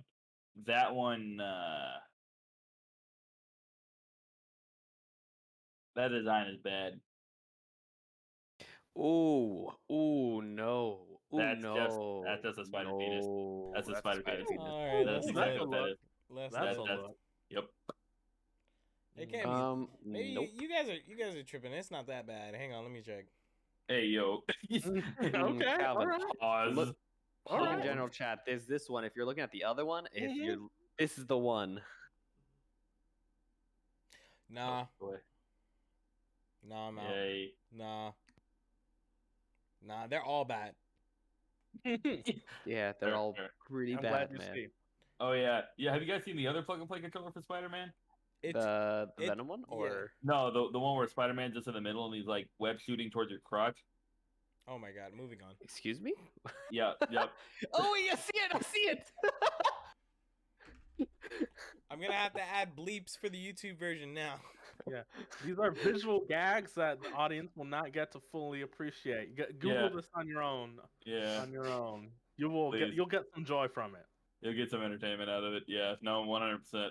Before they keep digging into the hole of madness. Yeah, we should probably Yes, move Calvin, on. on to If you, I on to may, Calvin. I love it, but if I may, I was gonna pick between it. It was a toss up between two games, but this game it hit me right now like a ton of bricks. So I wanted to see if anyone else has ever heard of it. I don't know if anyone else has ever heard of it. Anyone play this game on the Xbox called Mad Dash? A Mad Dash Racing. No, I don't know that one. I think I've heard of it, but I've never played it. Okay. Yeah, I've never played it, but I have heard of it. Okay, so this was one of those games like my mom, really solid mom, right? You know what I'm saying? Good mom, did good mom things, does good mom things. But I don't keep it solid and not liquid or gas. Yes. This is when like I was an only child / getting ready to, my sister was barely being born. You know what I mean? I was able to get a lot of things. I got the Xbox day one launch, and I got Halo Combat Evolved and the other games that came out with it. But there was one throwaway game that came on later in life that was called Mad Dash Racing. Mad Dash Racing is weird. I don't know how else to explain it. I don't know how else to get into it. But look it up on YouTube. Look up some of the gameplay. Look up some of like the opening cutscenes and stuff like that. Mad Dash Racing is a foot racing game. It's not like what you think. It's not like in cars and stuff like that. What it is it's foot racing. So people are running through the map. They're trying to collect these green comets or these red meteorite pieces to what is it called? To pretty much please the scientist who's trying to take over the world. He's trying to take over the world, but in order to take over the world, he needs these red meteorites.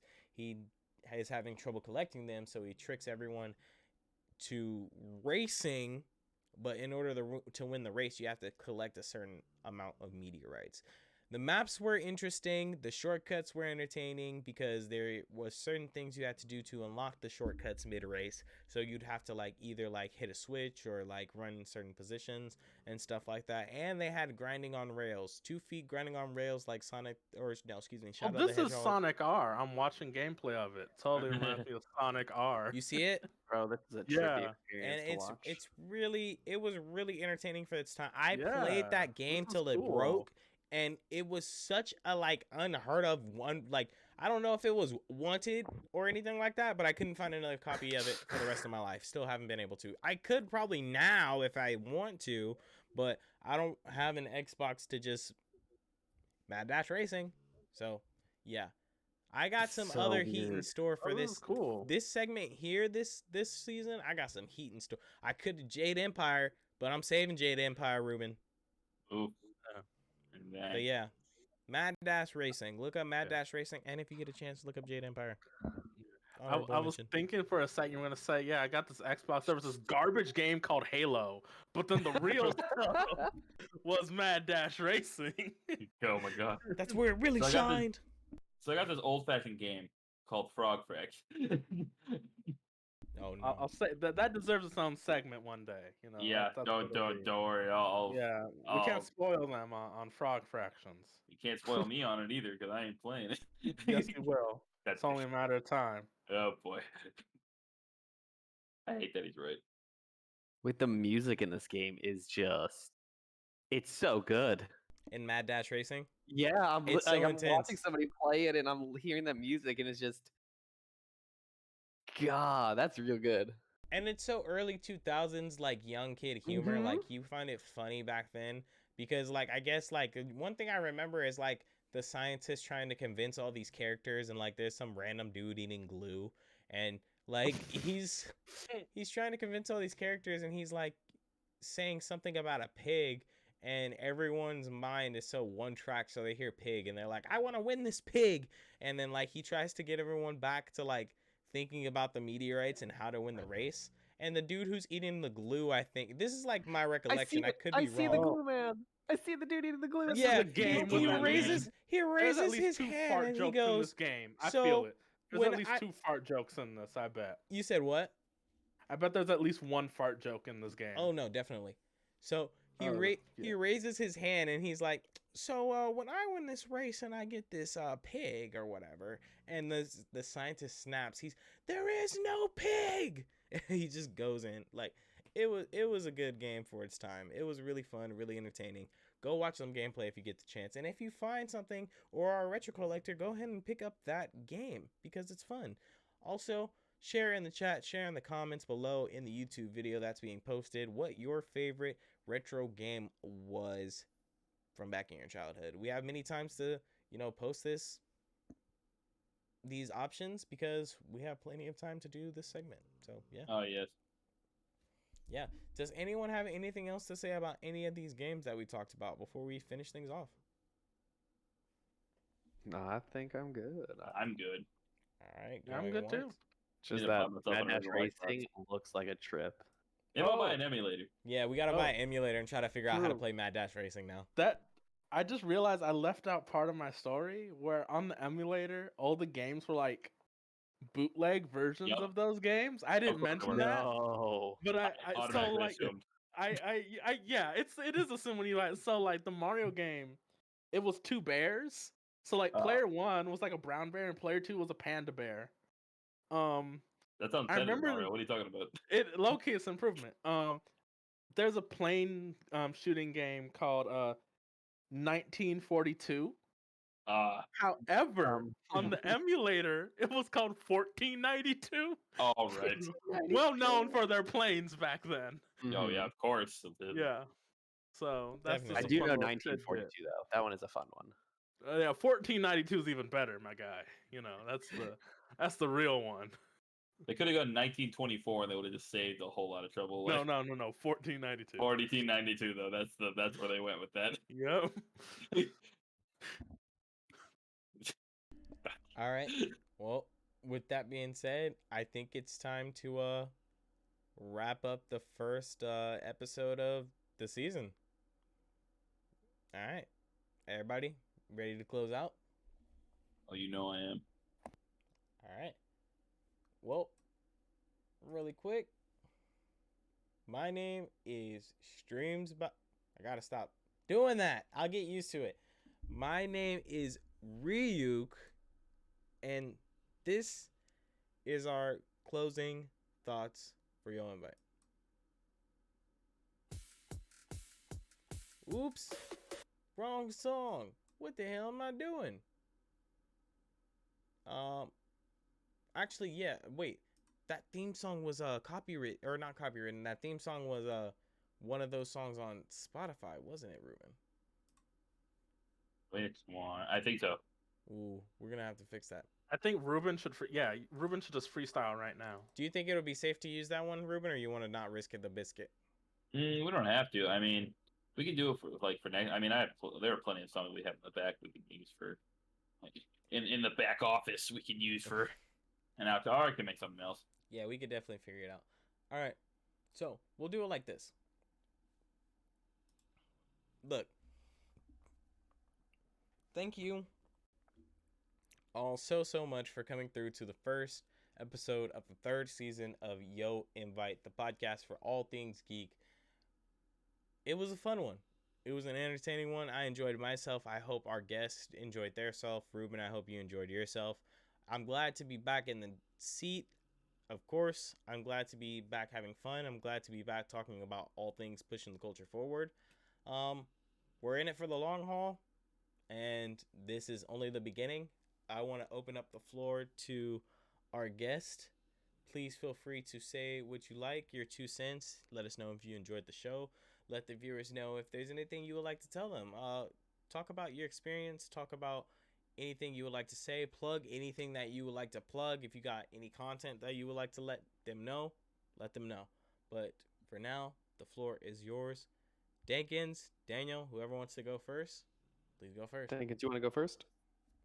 Yeah, sure. I'll go ahead. I ain't got nothing to plug, but always love coming here on the podcast. It's always a fun time, just hanging out, and it's real here. It's not like you're just putting on some personalities for a couple hours. It's like, no, we're talking about what we really like, what we enjoy, coming up with some fun segments. Got some nice chat. So Yeah, I really like it here. Thanks for having me again. I really appreciate it. It's always an honor to have Dinkins and make this podcast Mo Dank. Appreciate you, sir. Always good seeing you. Always good hearing from you.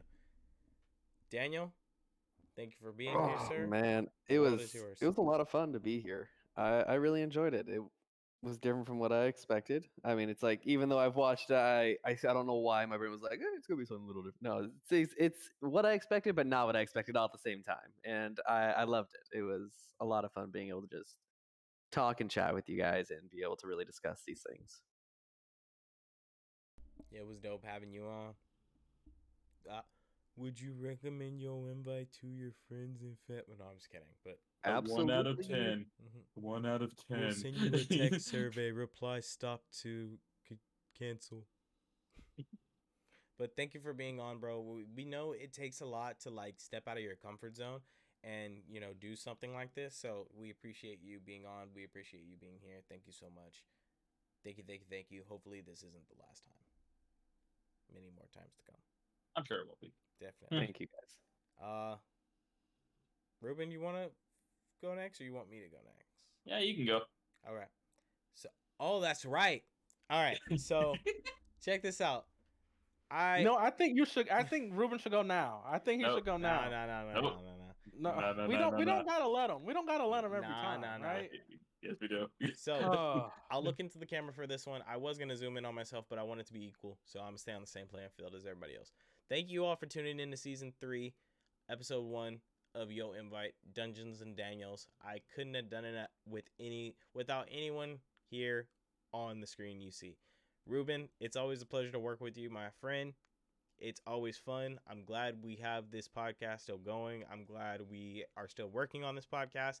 It's a lot of bumps in the road to like make content. It's not easy making content, but I think for like two guys who are just trying to have fun and do our best, we're doing good.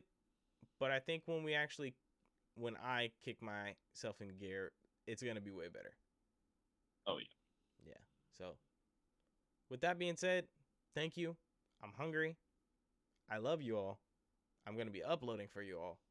And I will see you all next Sunday for next episode of the podcast for all things geek. Yo Invite. Oh, and really quick, if you have the chance, make sure to share all of our social media platforms. You see them right here in the video version. And yeah, make sure to go like and subscribe to the YouTube channel and share at least a screenshot or something on one of the other social media platforms. We love you all. We thank you all. And we'll see you all next Sunday at 7:30 p.m. New times, new channels, same guys. Ruben, screw it all up. Let's go. You know the routine. Let's do it. All right. So my chiropractor and I got into a terrible fight in the middle of my neck treatment. Now I have to spend the rest of my life looking over my shoulder. All right, I'm out. I'm done. No, dude, come on. Really? Really? That was so bad. Jesus. That was the best so you could come bad. up with.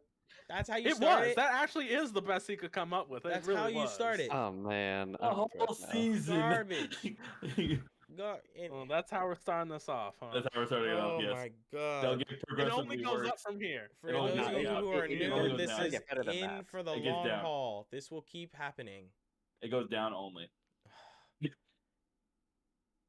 Good night, everybody. Bye. Not everyone. Not everyone.